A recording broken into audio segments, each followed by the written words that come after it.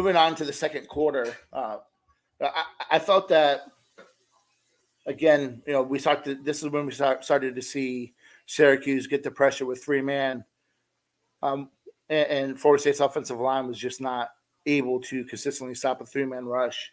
I know a couple of times they brought a fourth guy late, but still 5-on-4 should be a major advantage for the offense, and it continues to be a disadvantage for FSU in the run game. So, for as great as that first half was, things started to turn towards that second half, towards the end of it. Syracuse's last 7 plays was a first down, a touchdown, 3 more first downs, and then a touchdown. Florida State, was able to get that touchdown right before the half, which was huge.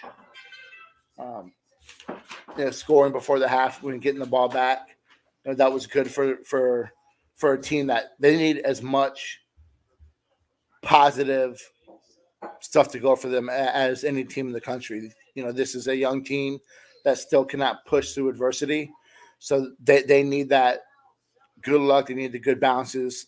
They need everything to go their way in order to get a win. Hold on.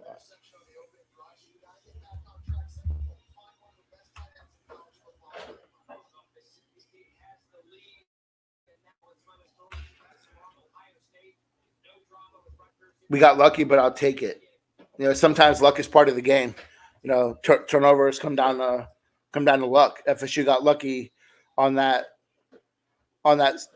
lateral to Ontario Wilson. That was a heads-up play by Andrew Parchment to pick up that fumble and to run it into the end zone for a touchdown.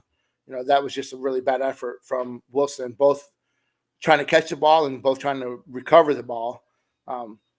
I know that Parchment probably could have done a better job blocking the man that came up, but still a heads-up play. The ball bounced her way, and they were able to get a touchdown off of that. So Florida State, they get the W 33-30 over Syracuse. What's this one? Syracuse got robbed. I don't know if Syracuse got robbed. If you're talking about the hold, you need to go back and rewatch that play and watch your defensive end put his hand up in the face mask of the offensive tackle. So it goes both ways.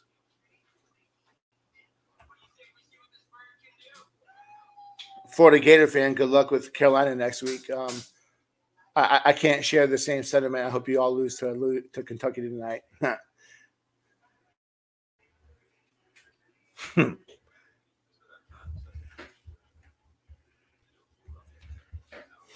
So Florida State gets up 23-13. Then they start to get separation. They go up 10. They force a 3 and out. Fabian Levitt gets a sack. And then 80 have stars are all around this as one of the plays of the game. That's when Ontario Wilson muffs the punt. Then they go down. They have a fourth down stand right at the goal line. They stop Schrader at like the 3-inch line. They go 3 and out, and Syracuse just runs it right down their throat. And they score right away. And then starts the Ja'Kai Douglas with the poor kick return. Then you had the overthrow to McLean, which would have put them up by 10 again, had to step on them.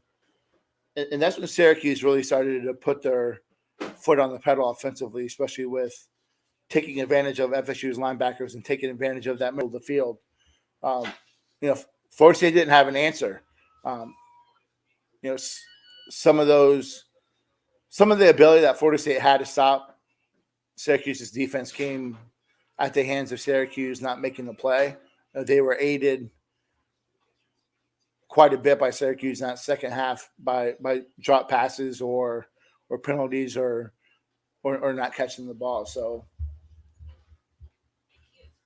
the Florida State's got to figure out what they can do defensively. I know they ran a lot more zone today, and early on that was helping tremendously, running only one linebacker and 6 DBs to try to cover that middle of the field. So, Fuller made adjustments coming into the game. But Syracuse did a good job of adjusting to those and putting pressure on the defensive ends and the linebackers in the second half.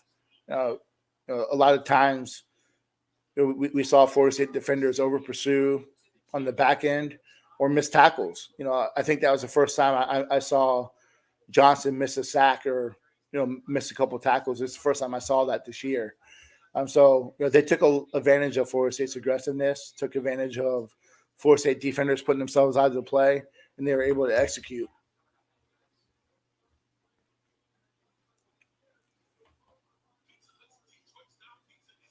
I was watching the game, and Syracuse fans, I'm happy with them being sad.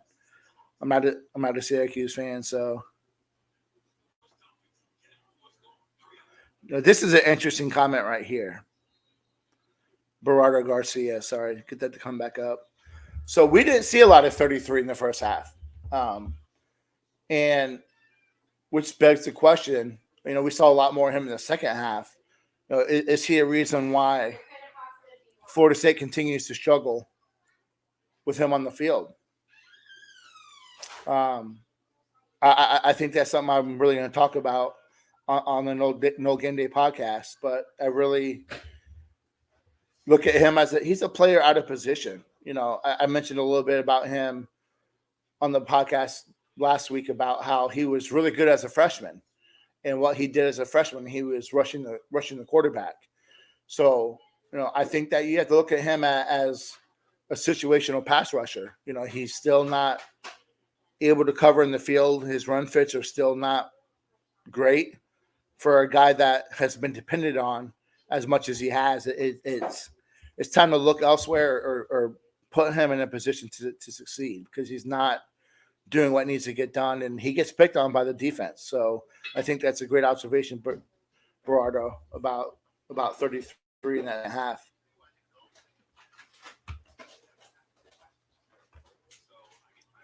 But this is the post-game chop-up with Nate and Steve at the Voice of College Football. Make sure you listen to the Voice of College Football live call-in show every Wednesday at 8 o'clock. If you're listening, make sure that hit that like button. If you're listening on YouTube, Spotify. And then it's time to celebrate. Florida State gets their first win of the season. They get that monkey off their back. They beat Syracuse 33-30. I did predict FSU to lose 23-21 because I just haven't liked what I've seen. Not that I felt Syracuse was a good team. I just thought FSU wasn't going to be able to do their job, do enough to get a win. But I'm happy I was wrong. So really got to give Jordan Travis a lot of kudos for that last drive. Making a play with his legs. It was huge. That's what he is. He is an athletic, gifted player with the ball in his hand, and he made two huge plays. Kind of gave the okie doke to that Syracuse guy, almost like he was going to step out, but kept running. And that was a big mistake by Syracuse's defense by not pushing him out of bounds. But two huge plays by Jordan Travis. He pretty much willed FSU to that W, and I know that's something that is overlooked by me when you question his quarterback play. He does have some guts to him, and the team does respond. I just need him to be more consistent as a passer and get the ball downfield, which I don't think is too much to ask.